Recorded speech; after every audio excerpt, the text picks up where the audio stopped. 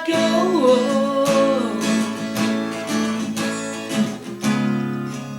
million miles away, I'll write a letter, baby, each and every day, because nothing can ever change my love for you.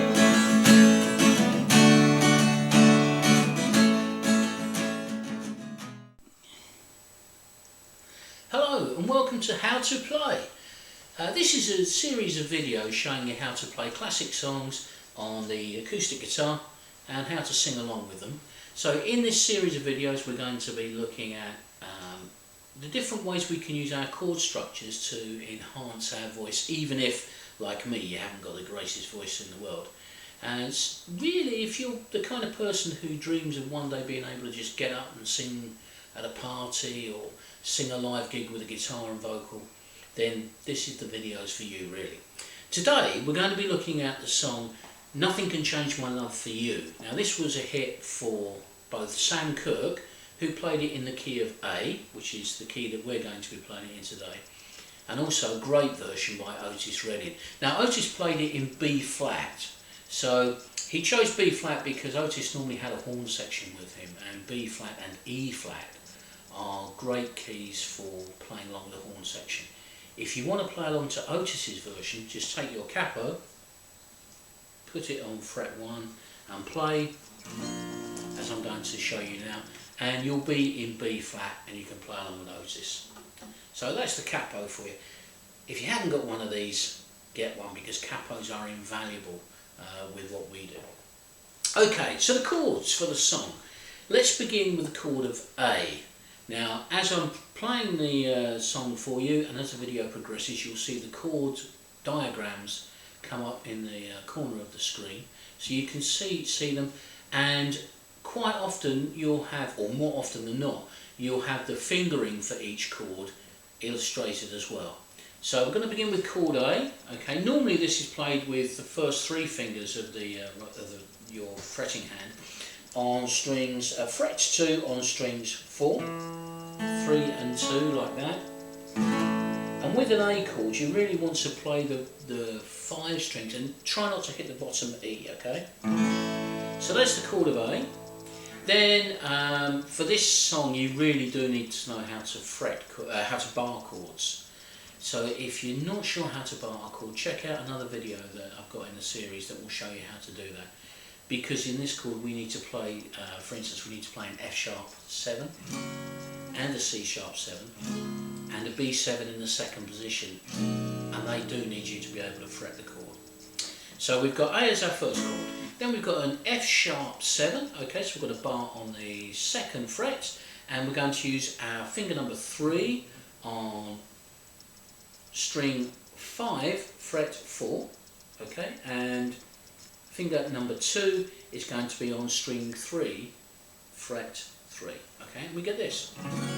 There's the F sharp 7. Then we're going to go to a B7 chord. I'm going to show you the second position one as I'm coming from the F sharp 7 to the B7. I'll show you the second fret position first. Again, bar on the 2nd fret, finger 2 on string 4, fret 4, sorry, finger 3 on string 4, fret 4, and finger 4 on string 2, fret 4. Again, try not to hit the low E string, because B is the bass you want, and that's on our 5th string. Then we're going to go to E7, easier chord, the diagram's on the screen for you. Back to A. Now you notice I'm playing it with fingers 2, 3 and 4. That's because I've got chunky fingers, so you can play like that or like that, it's up to you, okay? And then our D chord, diagram on the screen, back to A, and then back down to E7. So that's our intro. I'll play the intro for you. It goes like this. 1, 2, 3, 1, 2, 3, 1, 2, 3, 1, 2, 3.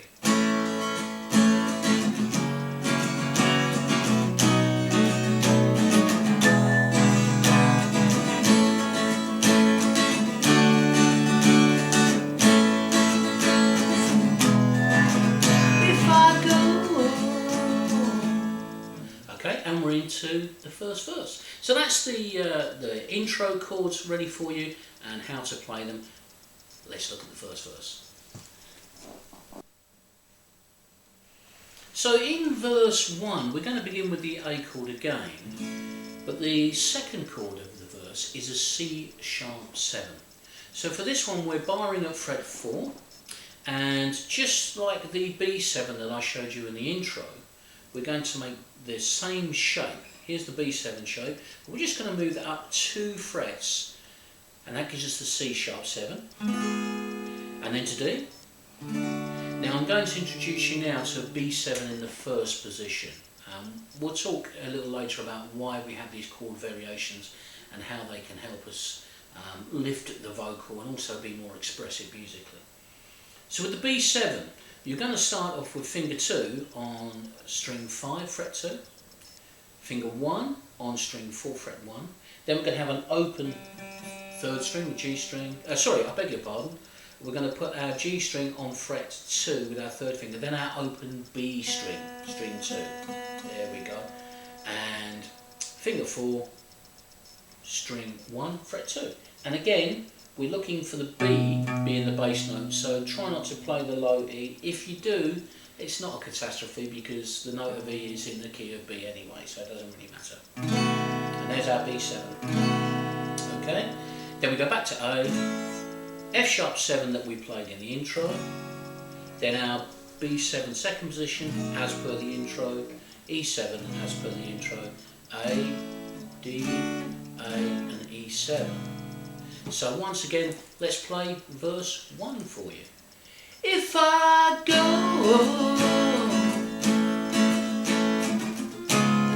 a million miles away, I'll write a letter, baby, each and every day, 'cause honey, nothing can ever change the love for you. Up to D and down to A, and then our E7 is our turnaround chord. She makes me weep, and we're into verse 2. Okay, so that's verse 1.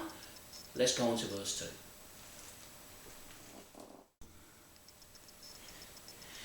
So verse 2 is similar to verse 1. We have a different ending though, because with verse 1 we were going into another verse, but with verse 2 we're heading into what you might call the middle 8 for this song, the bridge section. Okay, so we're going to begin with our A. She makes me weep, and up to C sharp 7 again. You can make me moan, and D. When I get back I'll just say, and then the B7 in the first position.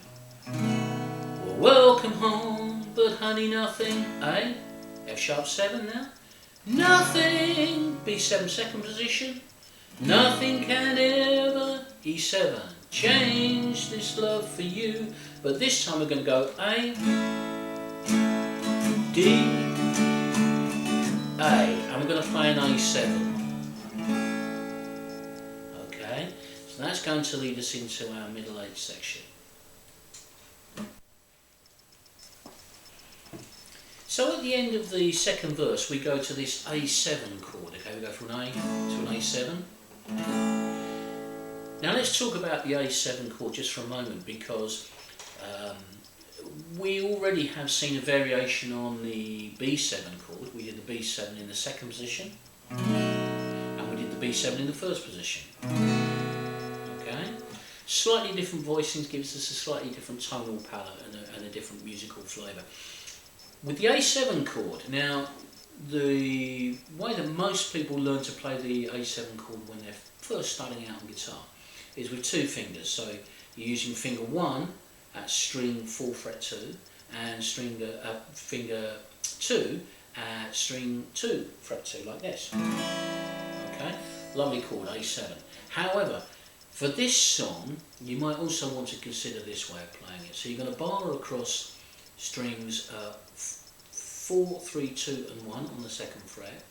And again, most people use their 3rd finger then, just to put it down on the 3rd fret of string 1. Play the 5 strings again. Try not to hit the lower E string, and you get this. Okay. Now for me, it's a much more pronounced 7th sound, that turnaround chord sound. Have a listen to the difference. Here's A7 in more standard position, and here it is with the bar on the second fret. Okay, but you can choose whichever one you want. So at the end of verse 2, you'll notice I went, nothing can ever change this love for you. A, D, A, and then the A7, and then we're going into the middle A.